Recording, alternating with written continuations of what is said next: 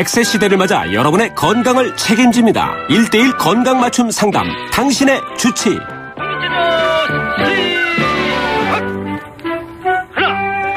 네, 당신의 전승기 오늘 4부 당신의 주치 시작합니다.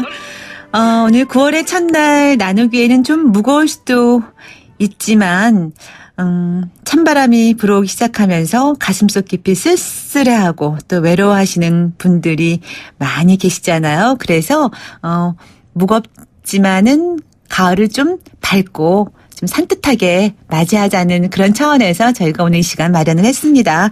특히 50 플러스가 되면 이 즈음에 나의 과거도 한번 되돌아보게 되고 또 앞으로의 미래에 대해서는 또 불안한 마음도 점점 더 많아지고 그렇잖아요. 그래서 오늘 이 시간에 몸을 고치는 의사는 아니지만 마음을 치유하는 의사라고 할 수 있죠.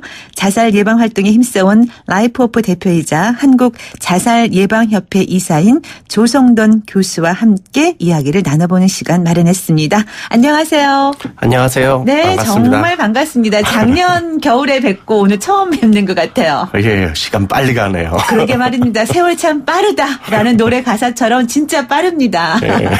자, 이렇게 가을에 이제 모셨습니다. 자살 예방 활동 계속해서 꾸준히 하고 계시잖아요. 그런데 그 활동 활발히 하시는 가운데 책도 또 출간하셨더라고요. 네. 예, 자살 예방 활동은 뭐 저한테 너무나도 소중한 일이고요. 실은 뭐 제가 개인적으로는 조그만 학교에 교수로 있기 때문에 네네네. 또 그 일도 열심히 해야 돼서. 네, 실천신학대학원. 예, 맞습니다. 네. 예. 그래서 자원봉사 활동으로 자살 예방 활동하는데 일 열심히 하면서 책도 한 권 출간했습니다. 네. 아우, 정말 활발하게 활동하고 계시는 모습이 참 좋아 보입니다. 게다가 지금 이제 하고 몸담고 계신 그 생명의 가치를 회복하는 공동체 라이프오프, 저 그렇게 알고 있는데 라이프오프의 대표이시면서 제가 앞서 소개해드린 대로 한국 자살예방협회 이사님으로 계시단 말이에요. 두 단체가 뭐 성격은 비슷하겠지만 또 활동하는 내용은 살짝 다를 수 있을 것 같은데 좀 소개를 좀 해주시면 어떨까요? 예, 라이프오프는 이제 5년 전에 새로 이제 창립을 했고요. 네. 네, 제가 주도했고 지금 대표로 있는데요. 민간 단체로서 네. 캠페인 사업을 활발히 펼치고 있습니다. 저는 생각에 자살이라는 것이 꼭 우울증 환자들을 치유하는 데서 끝나는 게 아니라 이 사회 문화를 바꿔야 이 자살이 줄어들 거라고 생각을 하기 그렇죠. 때문에 저희 단체는 캠페인 하면서 좀 밝은 운동을 좀 많이 펼치고 있고요. 네네. 한국 자살예방협회 같은 경우는 민간단체로서는 제일 큰 단체고요. 네. 그곳에 관련된 교수님들이나 학자들 그리고 사회복지사들 이런 분들이 많이 회원으로 가입되어 있어가지고요. 네. 여러 단체들이 같이 힘을 합쳐서 활동하고 있는 단체입니다. 네. 이 한국 자살예방협회에서 뭐 지금 또 학회도 열리고 있다고요. 예, 어제부터 이어져가지고요. 예, 학술대회가 지금 백범 김구기념관에서 오늘까지 이어지고 있습니다. 어떤 내용들이 주로 다루어지나요? 최근에는 지금 심리적 부검이라고 해가지고요. 심리적 부검? 예. 네. 그러니까, 자살하신 분들의 원인을, 유가족들이나 남으신 분들을 통해서 좀 찾아보고 대책 마련하는 것. 이게 요번에 아주 중요한 주제인 것 같습니다. 그거 중요하죠. 예. 또 이제 그 가족들, 남아있는 가족들에 대한 그것도 상당히 필요할 것 같아요. 예, 가족들이 정말 얘기할 곳이 없거든요. 네. 예, 이런 데서 좀 풀고 그분들을 좀 찾아서 어떤 도움을 줄 수 있을지에 대해서도 저희가 고민하고 있습니다. 네. 그 자살한 사람이 여러 가지 원인이 있겠지만 왜 자살했는가는 사실은 모를 수도 있어요. 가족이라도. 네. 그런데 그런 원인을 정확하게 아는 것이 이제 살아있는 남아있는 가족들의 치유에 많은 도움이 되는 건가요? 그렇죠. 네. 네, 대부분 처음에는 미안한 감정, 왜 몰랐을까? 그리고 슬픔 이런 것들을 하다가 나중에는 분노가 일어나요. 네. 왜 나한테 의지 안 했을까? 그렇죠. 나한테 얘기 안 했을까? 뭔가 얘기했으면 내가 도와줬을 텐데. 안타까움도 있겠죠 또. 그렇죠. 네. 그러다 보니까 그 상처 치유가 상당히 어렵거든요. 네. 차라리 원인이라도 알면 네, 그 마음이 많이 풀립니다. 네. 그렇군요. 그 최근에 이제 뭐 연예인 중에 이제 고 최진실 씨 아직도 이제 많은 분들이 잊지 못하고 있잖아요. 그 고 최진실 씨의 자녀와 가족들을 보면은 이게 아직도 치유가 안 되고 있구나.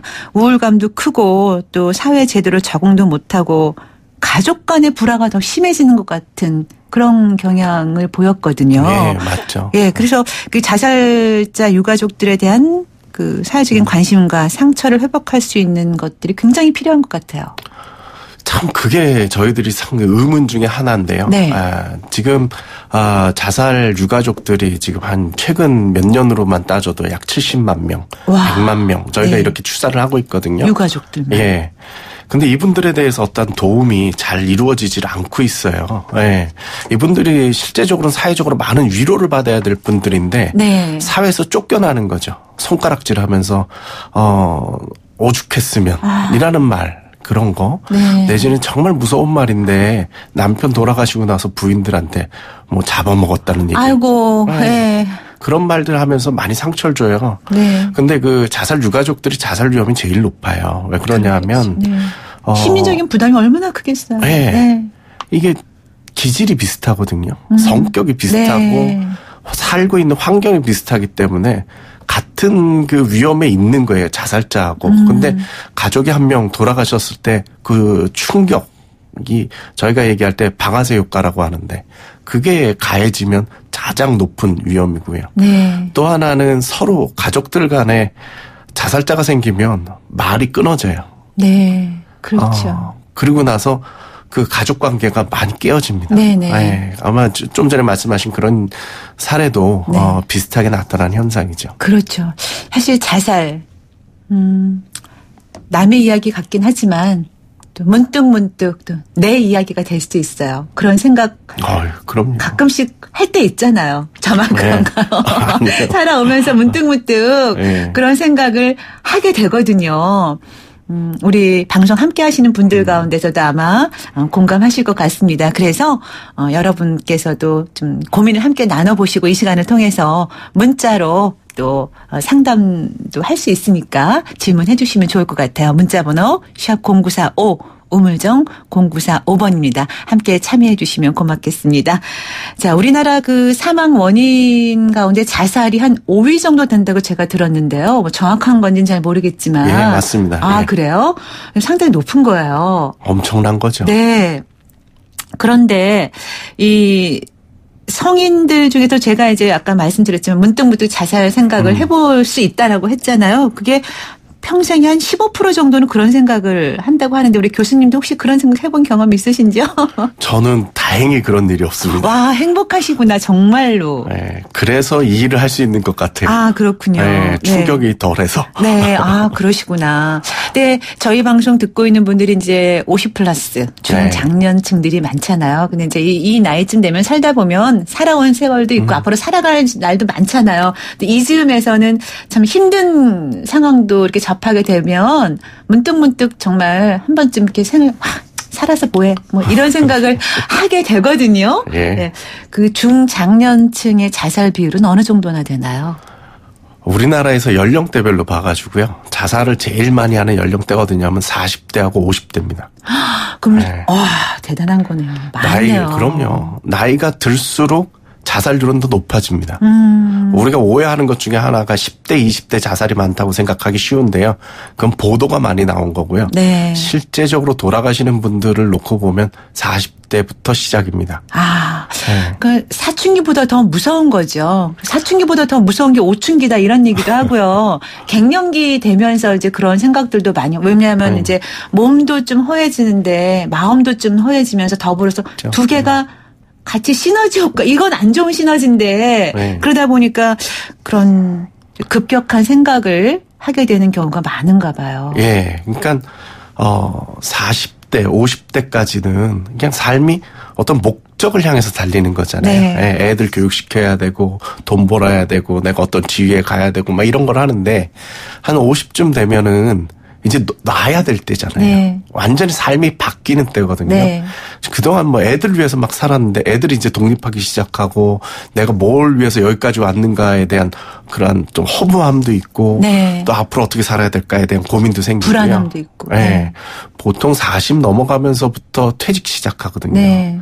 우리나라에서 자살 원인 1위는 경제적인 문제예요. 네. 딱 40대, 50대 아이들 한창 키우고 있을 때 퇴직하고 자기를 뒷받침했던 뭐 연봉이나 직위 이런 것도 사라지고 사업 망하고 뭐 이런 원인들이 가장 커요. 네. 근데 그때에 내가 왜 사는가에 대한 대답이 있으면 살 것 같아요. 네. 네, 내가 무엇을 위해서 살았고 나는 누구고 이런 대답을 할 수 있으면 살 수 있을 것 같은데 돈에다가 자기를 맞춰놓다 보니까 그게 한순간에 무너질 때 살아야 될 이유를 못 찾는 거죠. 더 큰 거는 아마 가정도 문제가 있는 것 같아요. 네. 우린 여태까지 가정에서 서로를 이렇게 보듬어 주지를 못했어요. 그렇죠. 서로 네. 각자 자기 목표를 향해서 달려만 갔거든요. 네. 네. 그래서 그런 것들이 위로가 되지 않을 때 네. 그들이 사는 게 참 네. 힘듭니다. 그러니까 네. 살아야 될 이유를 못 되는 게 우리 40대, 50대 이 중년기의 문제인 것 같아요. 네. 네. 지금 말씀을 듣다 보니까 이제 연령층으로 이제 중장년층 40대, 50대 비율이 높다 하셨는데 말씀 듣다 보니까 이제 굳이 뭐 남녀 비율을 따지는 거는 뭐 그렇지만 남성의 자살 확률이 훨씬 더 많은가 보네요. 예. 평균 2.5배인데요. 네. 이 나이대가 되면 3배 넘어갑니다. 네. 예, 이게 이제 어떻게 보면 남자들 같은 경우는 경제적인 문제를 직접적으로 책임져야 될 나이잖아요. 네. 그러니까 그게 실패했을 때 내가 누구지? 이런 거에 대해 대답. 네. 내지는 가정에서도 가장을 돈 벌어오는 기계로 생각하니까. 네. 네. 만약에 돈을 못 벌게 됐다? 그럼 기계가 고장났으니까 내다 버리게 되고. 네. 그게 정말 이 나이 때 남자들이요, 마음 둘 곳이 없어요. 네. 네. 지금 갑자기 제가 이제 그 스티브 잡스가 병석에 누우면서 이제 죽음을 앞두고 네. 쓴 이제 그 얘기한 것 중에 생각이 나는 게, 평생 배 굶지 않을 정도의 그 돈 정도만 있으면 되고, 돈 버는 일과 상관없이 다른 거에 관심을 갖고 사는 게 중요하다는 걸 그때서 깨닫게 된다고. 네. 그러면서 이렇게 이제 죽음을 앞두고 있다 보니까 가져가는 건 정말 돈도 아니고 아무것도 아니고 사랑으로 함께 했던 추억만 가져갈 것이다. 이런 얘기가 갑자기 생각이 났어요. 그러니까 너무 돈에 경제적인 거에 얽매이고 나만 혼자라는 생각은 좀 안 했으면 좋겠다라는 생각이 좀 드네요. 쉽지는 않아요. 근데 사실은 그게. 예. 근데 중년쯤 되면요, 놔도 돼요. 그만큼 열심히 살았으면 됐죠. 네. 근데 요즘에 왜냐하면 또 못 놓는 이유 중에 하나가 살 날이 너무 많다라는 그게 이제 팩트가 돼버렸잖아요. 그러니까 앞으로 내가 살 날이 이렇게 많은데 어떡하지 하면서 나 어떻게 살아? 도저히 못 살 것 같아. 이래서 또 포기하는 경우도 있는 것 같더라고요. 예. 예. 그래서 저는 애들을 좀 놓을 때라고 저는 생각돼요. 중년쯤 되면. 네. 애들 그 정도 공부시키고 뭐 했으면 좀 놔도 돼요. 그러니까 우리나라는 구조가 애들 교육 모든 걸 하잖아요. 사교육 엄청나죠. 네. 내가 쓸 수 있는 돈의 대부분은 애들을 위해서 쓰는 거잖아요. 자기 위해서 써야 되고요. 네. 좀 전에 말씀해 주신 그 추억이라는 게 네. 우리가 그 중단된 세대잖아요. 네. 그거 놓고선 좀 추억을 만들어가면 네. 애들한테 투자하지 말고요. 네. 그거 엉뚱한 거예요. 남편하고 아내한테 투자하세요. 이제 나이 들어가면서 나를 위한 내가 누릴 수 있는 그런 시간이라든가 마음의 여유를 좀 갖고 사는 게 중요하다는 말씀인 것 같은데 이제 그에 못지않게 또 사실은 청소년 자살도 좀 심각한 실정 아닐까요? 네. 아, 이건 정말 심각합니다. 네. 아이들이 직접적으로 죽는 숫자는 적어도요. 네. 제가 전에 그 중고등학생들 설문조사를 했어요. 어느 이제 언론사랑 같이 해서. 지난 1년 동안 자살을 생각한 사람은 그랬더니 30%가 나왔어요. 아, 네. 네. 그 걔네들한테 그럼 몇 번 그런 생각을 해봤느냐? 4번 그런 생각을 했대요. 그 어린 나이 아이들, 청소년들이. 그러니까 이게 뭐 농담 진단반인데 결국 중간고사, 기말고사, 중간고사, 기말고사. 아, 그렇게 해서. 제 아들이 가르쳐줬어요. 아, 그래요? 아니, 우리가 지금 웃으면서 이야기는 하지만 사실 학생들이 참 특히 고등학생 같은 경우에는 이제 입시에 대한 부담이 엄청나잖아요. 그래서 그렇죠. 그 스트레스가 어마어마하다는 거를 이제 우리가 생각할 수 있어요. 뭐. 그들의 입장에서 완전히 이해는 못하지만 그래서 고등학생들이 이제 종종 뉴스에서도 자살하는 그런 것도 보고 하는데 요즘에는 그 연령대가 낮아져서 중학생들 사이에서도 그런 자살이 엄청 많다고요. 네. 그래서 뭐 중2를 전후해서 중2병 무섭다고 하는데 그렇죠. 전후해서 자살들을 많이 한다고 하는데 실제로 그런가요? 예, 중학교 2학년 아이들이 사고도 많이 치지만 네. 실제적으로 자살도 많이 합니다. 네, 정말 예. 심각하네요. 그게 이유가 뭐냐면요. 우리가 옛날에는 공부를 못해도요. 고등학교 때만 돼도 어머니가 너 공부를 안 해서 그렇지 열심히만 하면 돼라는 그런 말 들으면 그렇죠. 스스로도 그렇게 믿었잖아요. 그래. 그렇게 네. 하면 될 수 있겠지? 그래, 해야지. 그렇죠. 뭐, 이렇게. 네. 네. 근데 지금은 중학교 1학년만 돼도요. 내가 어떻게 될지 답이 나와 있어요. 내 성적, 부모님 뒷바라지 이런 것들을 계산을 해보면요. 자기가 어느 대학 갈지가 정해지고 그 이후 자기 인생도 그려지는 거예요. 우리가 아무리 성적은 행복은 성적순이 아니잖아요. 그 네. 얘기를 아무리 외쳐도 변하지 않는 것 같다라는 생각이 들고요. 인식이. 그렇죠. 요즘에 또 오히려 금수저, 은수저 이런 얘기 좀 안 했으면 좋겠어요. 오히려. 네. 그런 얘기 때문에 더 그런 것 같아요. 그거에 대한 절망이죠. 네. 네, 결국 그냥 평범하게 살아도 되잖아요. 그것도 행복한 건데 거기에 만족을 못하는 거예요. 아이들이 중학교 1학년 때 내가 무슨 대스타가 돼야 되고 대단한 부자가 돼야 되고 네. 이런 거를 꿈꾸는데 지금 자기 현실을 보니까 벌써 중학교 1학년 때 자기 답이 나왔어요. 중학교 2학년 때 이미 포기한 거예요, 삶을. 그러니까 그 포기에서 나오는 그 분노가 안에서 쌓이잖아요. 네. 이게 밖으로 표현되면 폭력이고요. 안으로 향하면 자살이에요. 네. 네, 이게 프로이트가 얘기하는 얘기거든요. 밖으로 표출된 폭력이고 안으로 표출된 자살이죠. 자살로 표현되는 거고. 와, 네. 무섭네요.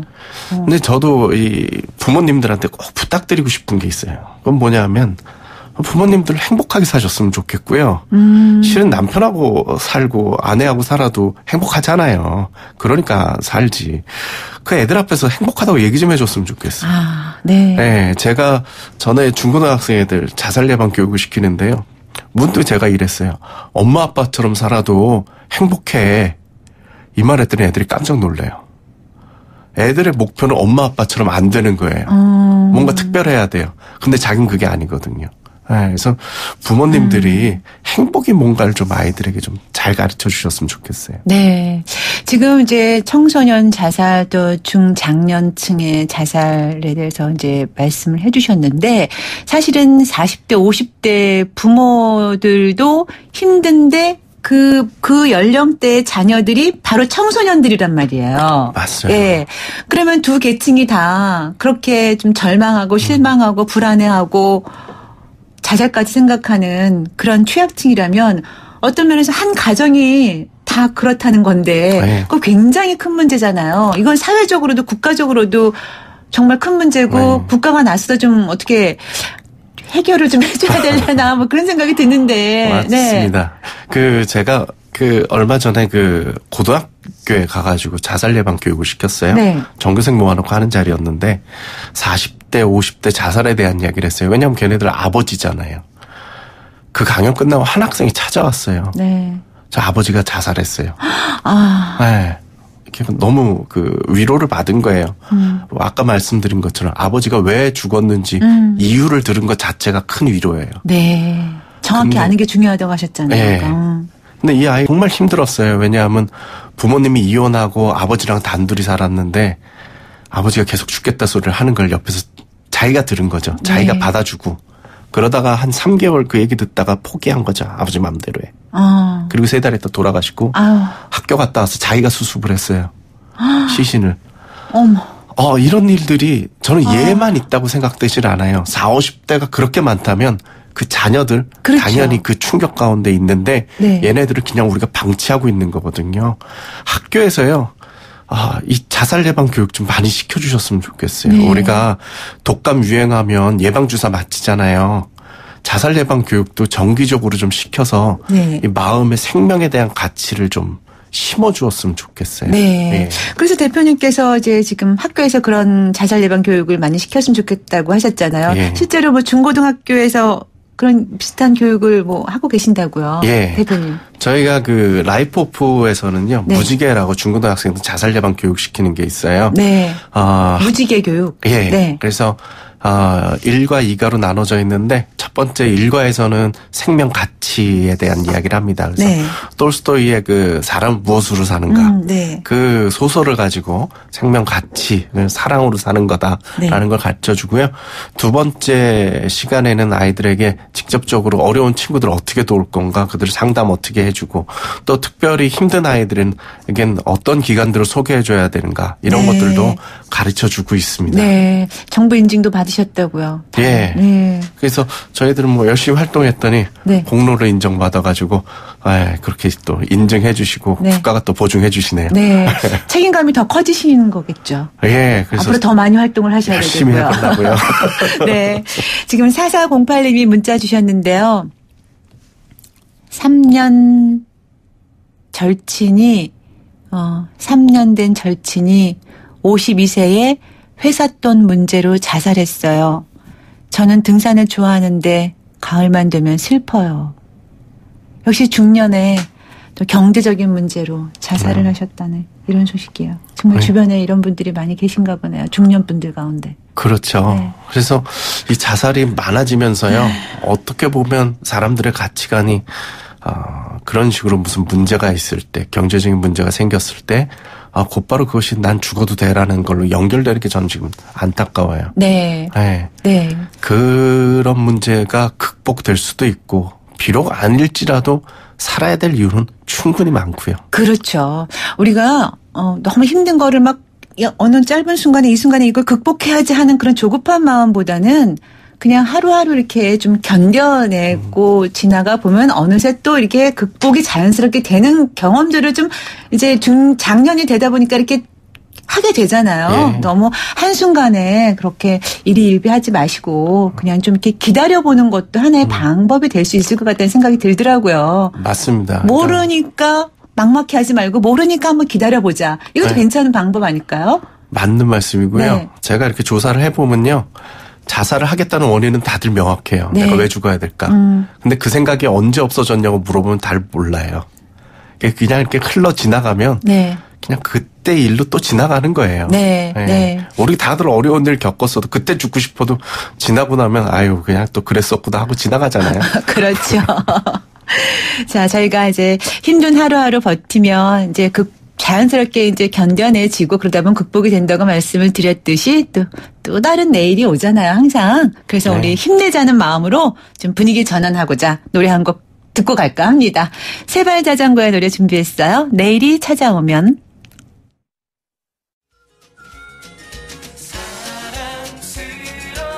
당신의 주치의 자살 예방 활동에 힘써온 라이프오프 대표이자 한국 자살 예방 협회 이사인 조성돈 교수와 이야기 나누고 있습니다.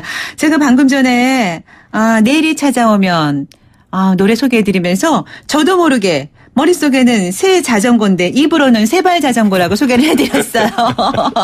아마 이렇게 얘기 나누면서 사랑의 추억 이런 얘기를 하다 보니까 옛날에 제가 세발 자전거 탔던 기억이 그냥 계속 떠올랐었나 봅니다. 제가 이 새 자전거에 그 남성 세 분의 멤버 참 좋아하거든요. 네, 새 자전거에 내일이 찾아오면 잘 들었습니다. 자, 저희 지금 또 9154님이 문자 보내주셨네요. 고등학교 동창 친구 7년 전 어머니 돌아가시고 얼마 안 돼 스스로 집에서 목을 매 자살했습니다. 친구들이 많이 위로해줬지만 쓸쓸함은 달래주지 못했던 것 같아 마음이 아픕니다. 이게 또 어머님 돌아가시고 나서 굉장하게 또 이렇게 상처를 치유 못하는 분들이 많이 계신가 봐요. 네. 그렇죠. 가족 자살이 가장 충격이 커요. 네. 네. 그걸 참 잘 극복해내야 되는데 그건 잊을 수는 없죠. 네. 어머님 돌아가시고 부모님 돌아가신 거는. 그렇죠. 죽음은 근데 순리예요. 네. 맞습니다. 네. 누구가 거스를 수 없는 거죠. 예. 네. 지금 이제 우리가 이 자살 예방에 대한 이제 극복을 어떻게 해야 되는 건가 이런 얘기 나누고 있는데 시간이 벌써 막 마무리할 시간이 됐어요. 너무 아쉬운데 우리 그 대표님이 계신 라이프오프에서 무슨 생명보듬 페스티벌을 개최한다는 얘기를 들었거든요. 그거 잠깐만 소개를 해 주시죠. 예. 9월 9일입니다. 그러니까 다음 주 토요일 날 파주에 있는 운정호수공원에서 4시부터 7시까지 축제 형식으로 행사가 있습니다. 네. 자살을 좀 많은 사람들이 참여해가지고 극복해 나가는 그러한 시간인데요. 네. 많은 분들 참여해가지고 좀 생각 나눠주고 많은 사람들에게 좀 이야기를 좀 전해주고 싶어서 그렇게 하려고 하고요. 네. 4시부터 오시면은 부스 체험합니다. 그래서 아이들 즐거운 시간 가질 수 있도록 만들어주고 있고요. 네. 그래서 그 비눗방울 풍선놀이도 하기도 하고 바람개비 만들기도 하고 페이스 페인팅도 하고 뭐 이런 시간들 갖고요. 네. 그 다음에는 뭐 댄스 동아리가 나와서 춤도 추고 그 다음에 시각장애인 오케스트라인 한빛예술단에서 아름다운 음악을 들려줄 거예요. 아마 해지는 늦여름에 좋은 문화의 시간을 여러분들이 가지실 수 있으실 거고요. 네. 그리고 호수공원을 한 3km, 그러니까 한 30분, 40분 정도 함께 걸으면서 노을을 즐기실 수 있을 것 같아요. 네. 많이 참석해 주셨으면 좋겠고요. 네. 그 외에도 10일 날 안양시에서 저희랑 같이 하고 있는 휴먼 브릿지에서 정말 거기는 시장님까지 참여하셔가지고 아주 적극적으로 시행사를 하고 있고요. 네. 라이프 오프도 10월 달에 또 15일 날 한강에서 25일 날은 하남에서 또 네. 행사가 있습니다. 네네. 그러니까 저희 홈페이지 참고하시면 좋겠고요. 네. 특히 청소년들 참가하면 자원봉사 점수 주니까요. 네, 꼭 참여해 주시면 좋겠습니다. 네. 혹시 전화로 문의하려면 어떻게 해야 되는지요? 예, 전화로 문의하시려면요. 네. 뭐 가장 좋은 방법은 저희들 홈페이지 참고해 주시면 더욱 좋고요. 네. 전화는 070 네. 8749 2114입니다. 네, 070-8749-2114번으로 또 전화로 문의하셔도 좋겠습니다. 네, 오늘 나와주셔서 좋은 말씀 해주셔서 감사합니다. 예, 감사합니다. 네. 지금까지 자살 예방 활동에 힘써온 라이프오프 대표이자 한국자살예방협회 이사인 조성돈 교수와 이야기 나눠봤습니다. 네, 당신의 전성기 오늘 일주일간 또 저희와 함께해 주신 여러분 대단히 감사드리고요. 저희 벌써 이야기 나누다 보니까 끝곡 띄워드릴 차례 됐네요. 9월 첫 주말입니다. 예쁘게 꾸며보시고요. 저희는 월요일 아침 10시 20분에 다시 만나요. 오늘 끝곡은 드라마 도깨비의 오리지널 사운드 트랙인 뷰티풀 크로시의 목소리로 전해드리면서 물러가겠습니다. 지금까지 김명숙이었습니다. 여러분, 오늘이 가장 젊은 날입니다. 난 너의 곁에 있을게.